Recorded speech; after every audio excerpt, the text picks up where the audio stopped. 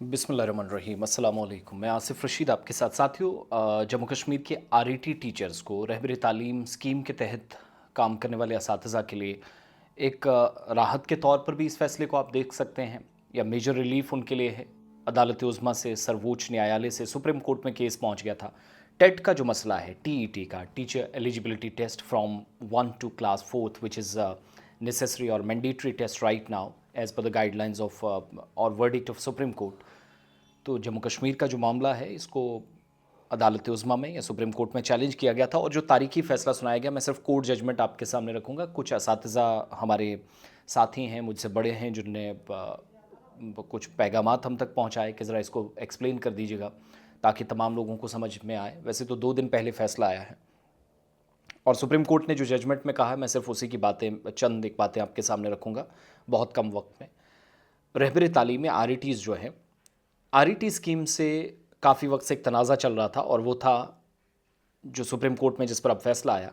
Select panel में जो उम्मीदवार, जो कैंडिडेट्स शामिल किए गए हैं, सिर्फ स्कीम की बंदिश की बुनियाद पर, जब स्कीम रोकी गई हो तो इसको आप आधार बनाकर, इसको बुनियाद बनाकर अपॉइंटमेंट से किसी भी आरईटी टीचर को या कैंडिडेट्स को महरूम नहीं कर सकते।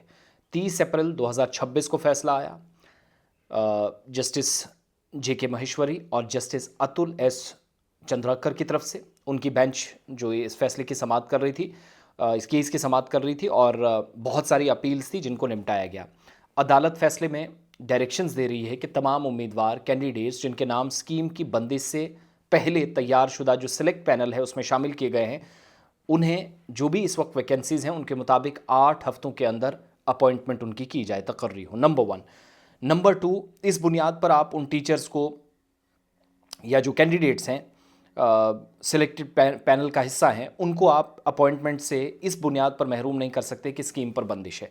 क्योंकि आप सब जानते हैं आज के वक्त में ये स्कीम तो है नहीं, 24-25 साल हो गए हैं, और बहुत सारे लोग जब भी इंतज़ार कर रहे हैं स्कीम के तहत लगने वाले, दरअसल ये उनके लिए हाजिर सर्विस जो मुलाजमीन हैं उनको इससे कम, लेकिन बाकी लोग जो हैं उनके लिए राह हमवार हुई है। अदालत के मुताबिक ऐसे तमाम उम्मीदवार या कैंडिडेट्स जिन्हें national council for teacher education के जो मुकर्रर करा मयारात हैं, उन मयारात पर पूरा वो उतरे हैं, क्राइटेरिया पर उतरना उनके लिए लाजमी होगा, जिसके तहत टीचर एलिजिबिलिटी टेस्ट यानी टेट पास करना ज़रूरी होगा। और अदालत की तरफ से उम्मीदवारों को 3 साल के अंदर ज़्यादा से ज़्यादा 3 मौक़ों पर टीईटी पास करने की मोहलत दी है, बसूरत दीगर उनकी मुलाजमत ख़त्म की जा सकती है।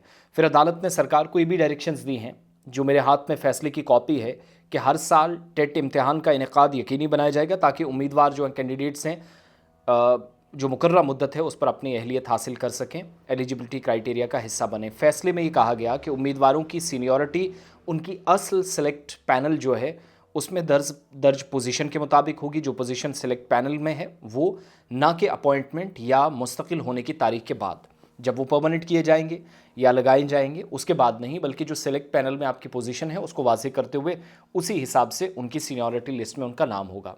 अदालत के मुताबिक right of children to free and compulsory education act 2009 के तहत मयारी तालीम या क्वालिटी ऑफ एजुकेशन को यकीनी बनाना स्टेट की जिम्मेदारी है। इसलिए टीचर्स के लिए जो मतलूबा तालीमी अहलियत है वो ज़रूरी है, टेट वगैरह और बाकी जो क्राइटेरिया उनको फिल करना वो ज़रूरी है। और ये फैसला उन सैकड़ों उम्मीदवारों के लिए बड़ी राहत के तौर पर देखा जा रहा है जिनकी तकर्री सिर्फ अदालती कार्रवाइयों के बायस रुकी हुई है, क्योंकि मामला कोर्ट में बहुत सारे लोगों के अपॉइंटमेंट्स नहीं हो पाई। अदालत ने यह भी वाजे किया कि इस फैसले से जो आरईटी स्कीम है वो बहाल तो नहीं होगी, लेकिन मखसूस हालात तक महदूद रहेगी। अब स्कीम बंद हुई है तो जिन लोगों ने इसके तहत अप्लाई किया था, जिनके केसेस अदालतों में गए, उन आरईटीज़ के लिए राहत की बात है।